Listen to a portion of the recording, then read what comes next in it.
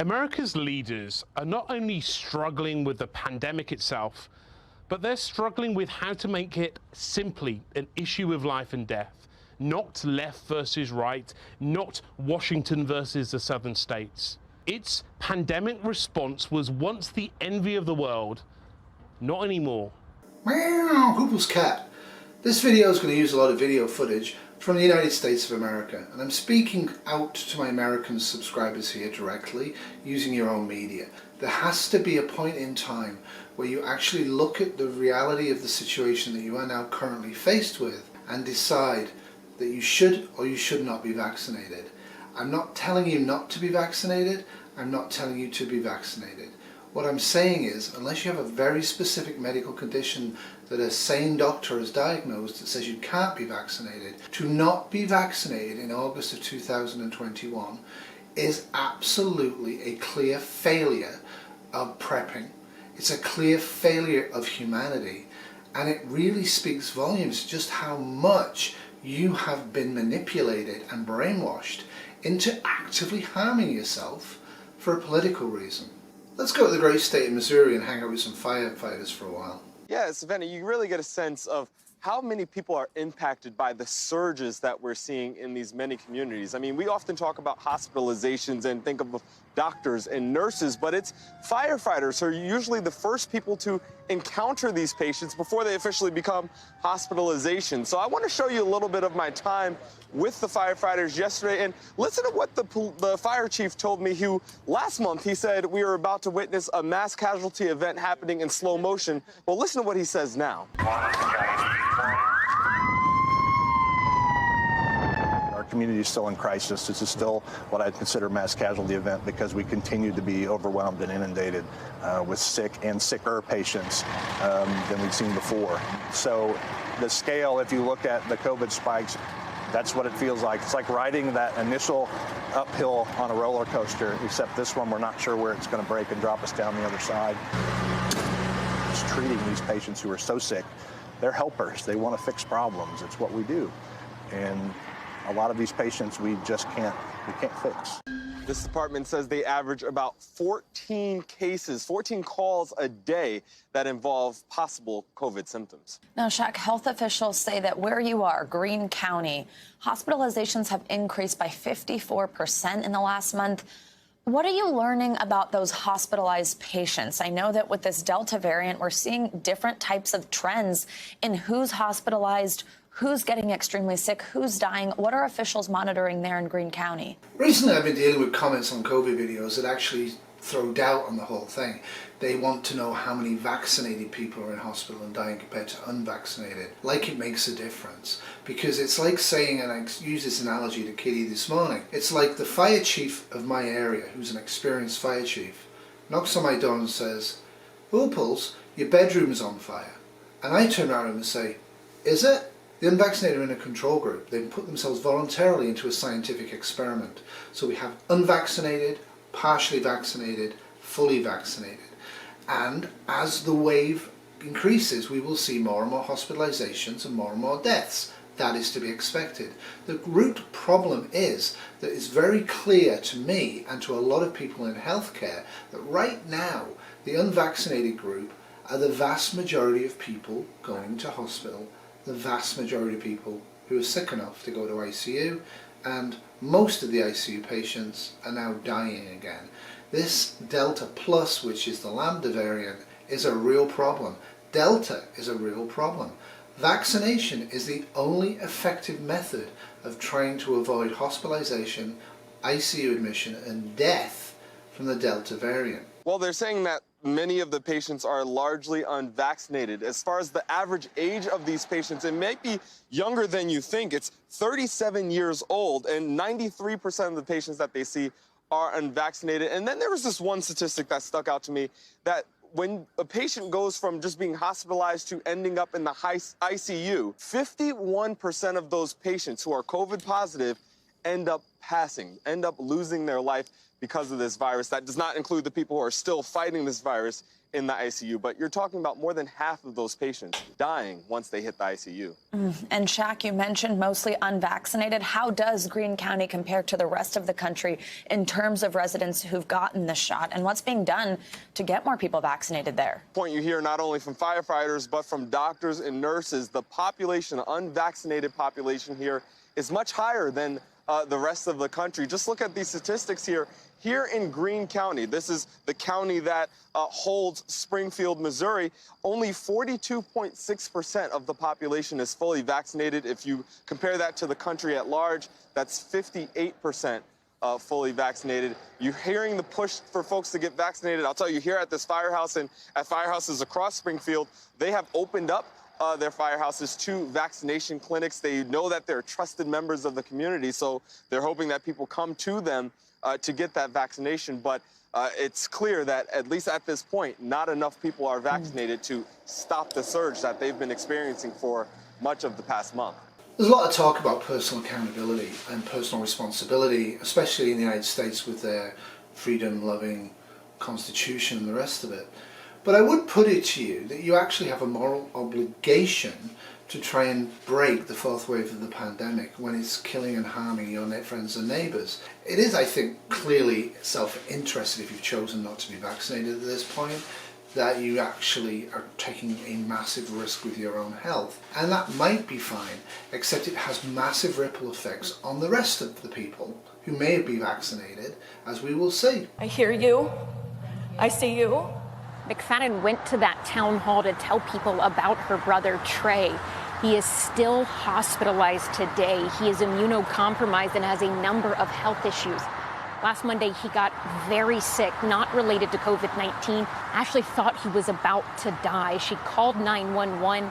Immediate help came, but a hospital bed, that took 14 hours.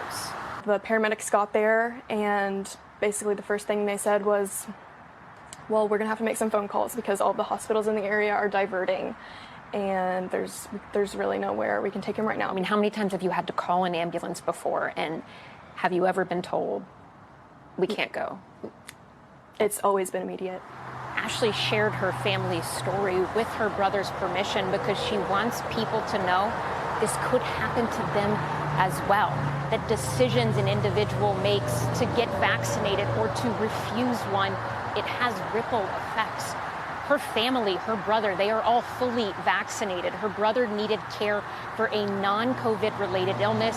It took 14 hours for him to get it.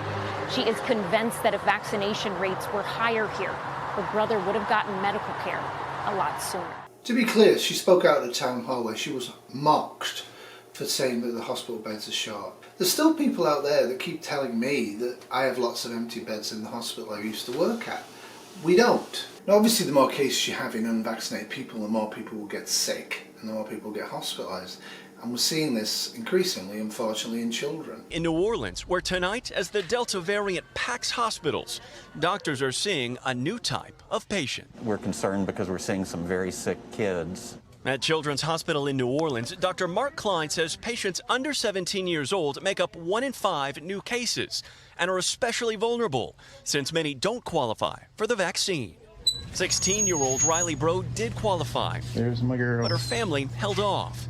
She's now spent the last 3 days on oxygen. That is the absolute scary part, is how fast it happened. We met the family after doctors cleared Riley to go home. Is it still a little tough to breathe right now? Yes, sir. Mom Casey's saying what started with a fever soon led to pneumonia. It is hard as a parent to see your child in a hospital. Possibly, you don't know what's going to happen next. It's every parent's nightmare. I'm absolutely astounded that there are parents out there who haven't vaccinated themselves for political reasons and misinformation, but even worse, are blocking their own kids from wearing masks and from being vaccinated. It's very, very troubling. Nationwide, youth COVID cases are on the rise. The American Academy of Pediatrics reporting more than 70,000 new infections just last week. We can see very clearly that children can be severely infected and affected, And I hope that that will motivate more parents to obtain vaccine. The Bro family now booking their vaccine shots soon.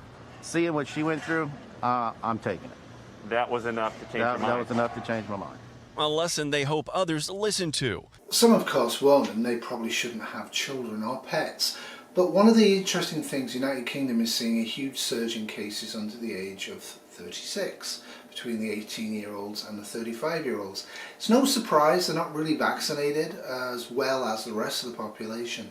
So they're going to catch COVID. Now, if you catch COVID and don't go to hospital and don't get sick and don't die, who cares? The truth is that although the percentage chance of hospitalization and death is much reduced in a 16-year-old compared to a 66-year-old, it isn't zero.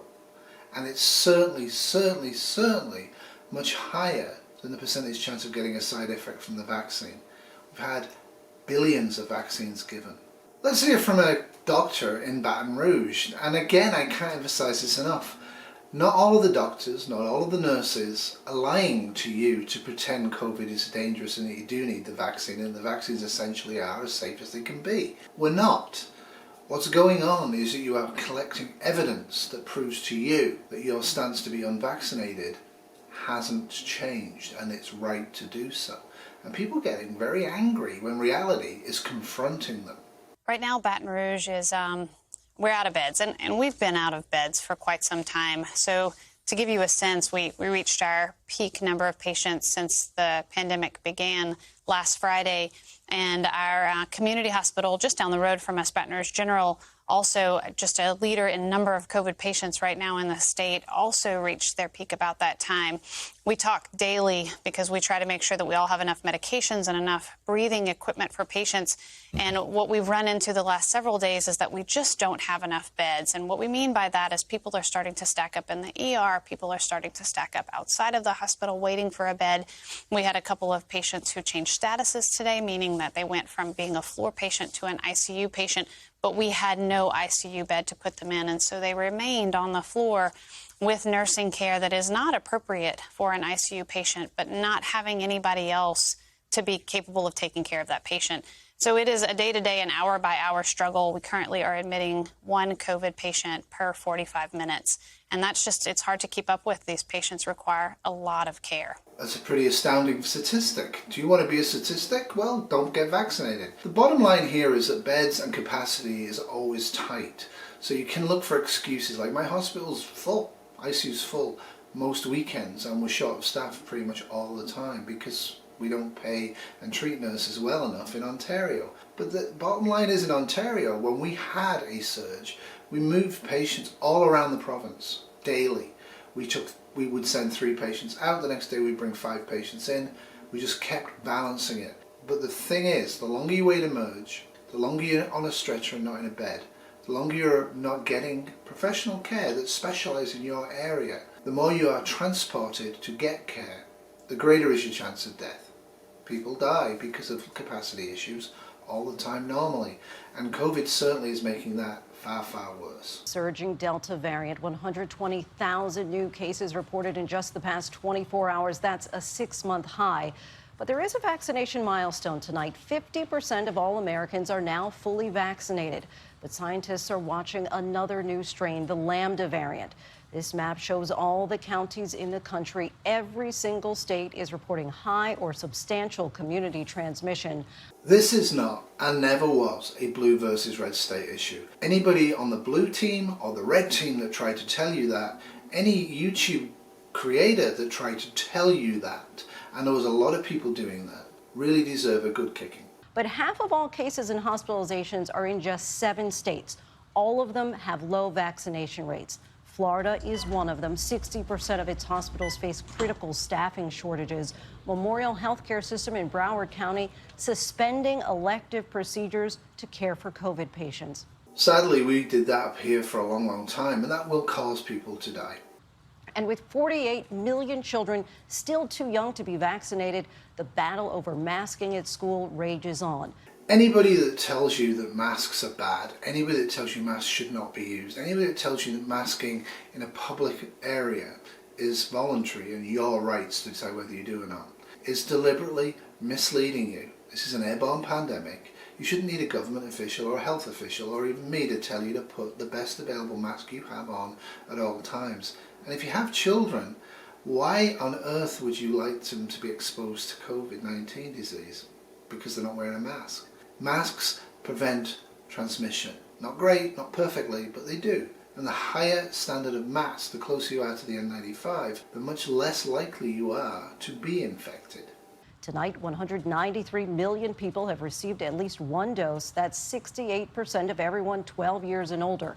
There's 31.7% of Americans who are unvaccinated. They're not all children under the age of 12, and they're not all people that can't medically take a vaccine. The vast majority of them are people that are electing not to take a working vaccine in a pandemic and are electing to have further lockdowns and are electing to put further strain on the healthcare systems and are electing to not take a simple and easy and safe action to prevent harm and death to others. It's completely and absolutely wrong. Choosing to not be vaccinated is causing this directly. And as time goes on, and if this wave is really bad, and it may not be, it may fade, and if we get another wave later on, and there's still massive amounts of people out there who are refusing to get vaccinated for political and conspiracy and somewhat insane reasons, I expect people to get more and more angry at those people, and I expect more and more of your civil liberties and your freedoms to be burned, and the majority of the population will be cheering it on. One of the things people have rambled on to me forever is, what about Florida? What about Texas? Let's see what's going on in Florida and Texas. And yes, this video is about America, and I will be talking about Sweden later on in a different video. Across Texas tonight, hospitals reaching a breaking point, with patients filling hallways, ambulances diverted to other hospitals, and the wait for care growing. To get a bed, it could be up to 24 hours right now if you're not critical.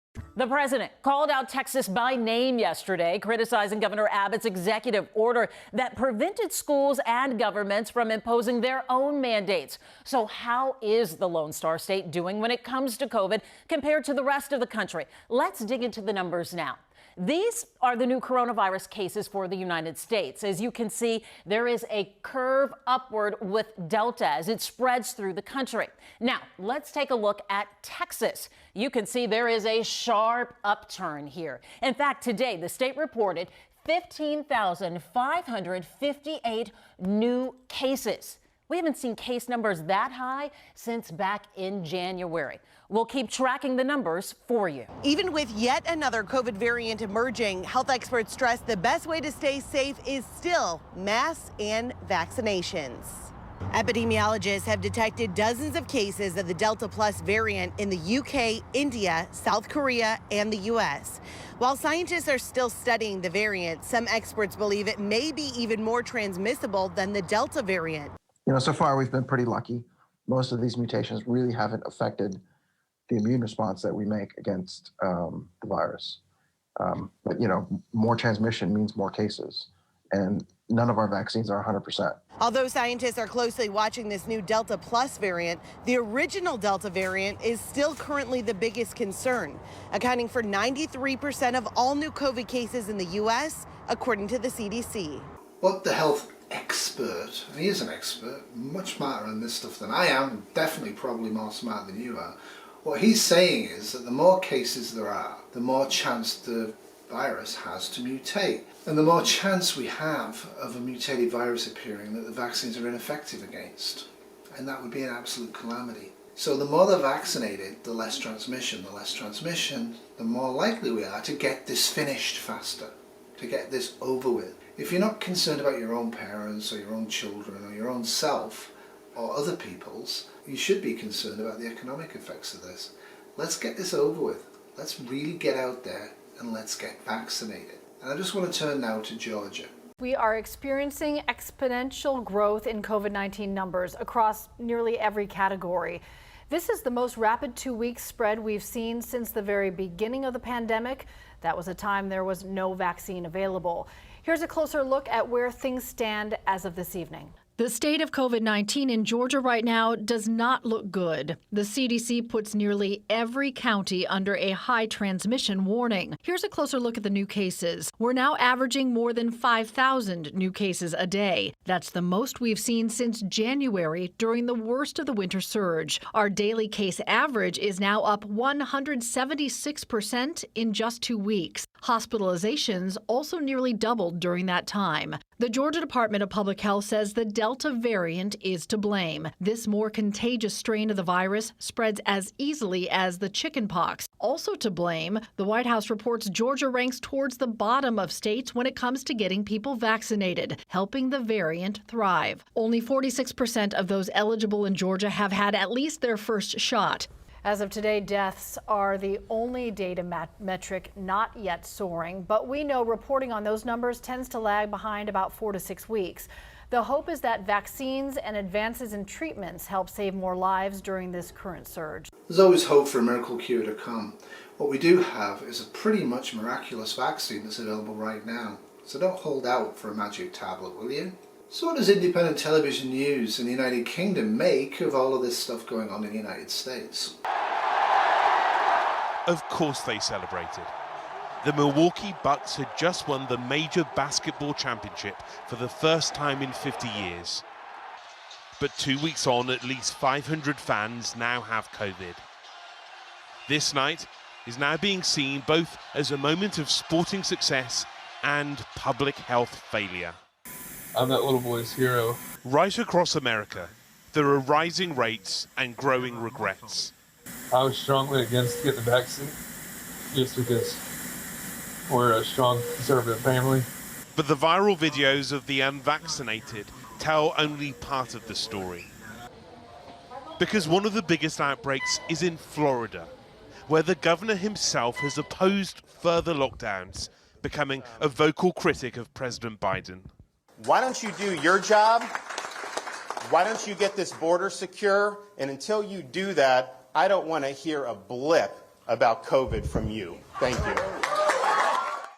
America's leaders are not only struggling with the pandemic itself, but they're struggling with how to make it simply an issue of life and death, not left versus right, not Washington versus the southern states. Its pandemic response was once the envy of the world, not anymore. Done. Good job. Perfect. In Baltimore, Think about the ocean. You want to look away? I'm in. it's 300,000 down, 173,000 to go. Even with a fourth wave incoming, getting its population vaccinated is not the sprint it should be. As we saw, the queues aren't long enough, but you don't have to go far to see how lies about the vaccine are being believed and repeated. Me as a woman, if I want to have a child and I have this vaccine, the chances of me being infertile is like a 50-50 balanced scale, and then I'm black as well, so we all have to deal with, like, there's so much different levels of this vaccine that we really don't know still, and I would rather not be a guinea pig. But it's in the South where vaccination rates are low and the consequences clear. Case numbers rising and fast. And because so many are unvaccinated, those cases are translating into hospital admissions and are translating into deaths in all age groups. Get vaccinated. For the final word, I will hand you over to one of the greatest Americans who isn't an American, Arnold Schwarzenegger.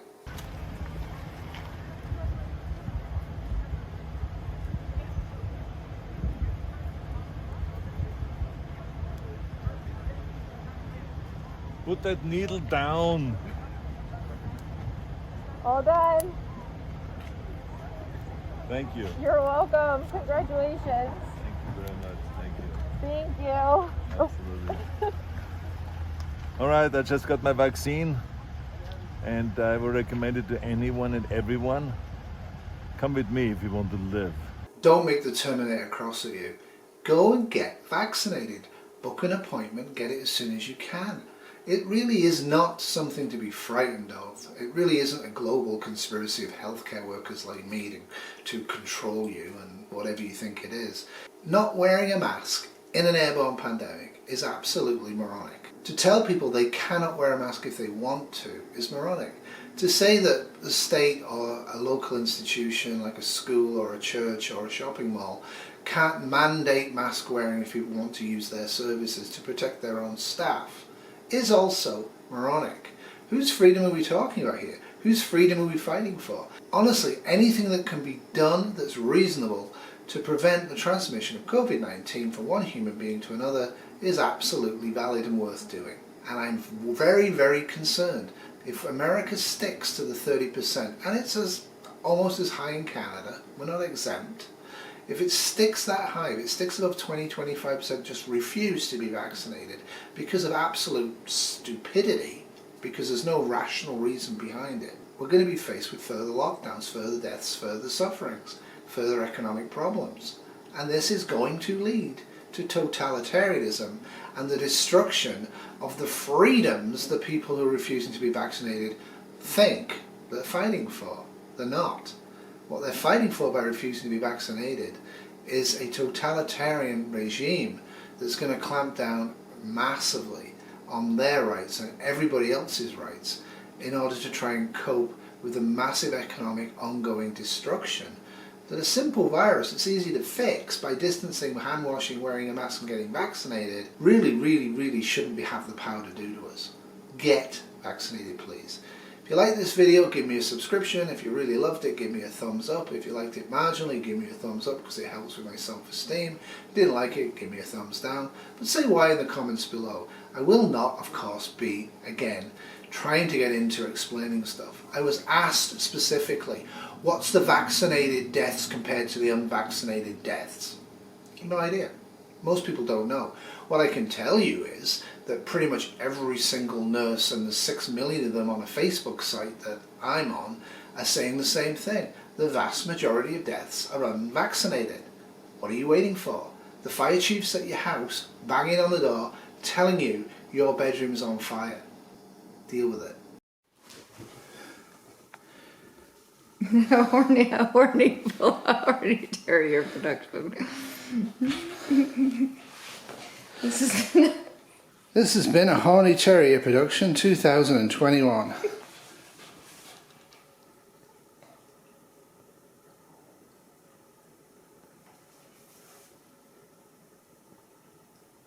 Should we go? We want to do it now, huh? It's camera shy.